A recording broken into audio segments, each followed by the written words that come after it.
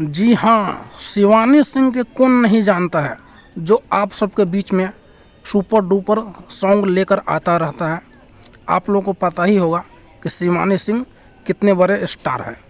तो आप सबके बीच में फिर से एक नया धमाका लेकर आ चुका है।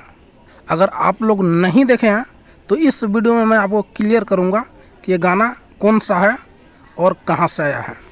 तो चलिए वीडियो स्टार्ट करते हैं बिना देरी के। तो बात करते हैं शिवानी सिंह का, तो उसका सॉन्ग आ चुका है। अगर आप लोग नहीं देखे हैं तो देखिए और अपना प्यार दुलार बरसाइए कि वो गाना सुपर हिट हो जाए। तो चलिए मैं शिवानी सिंह का नाम बता देता हूँ गाना का कि कौन सा है। गाना के नाम है लाज कैसा। अगर नहीं देखे हैं तो देखिए और अपना प्यार दुलार बरसाइए। मिलते हैं एक नेक्स्ट वीडियो में, जब तक के लिए धन्यवाद।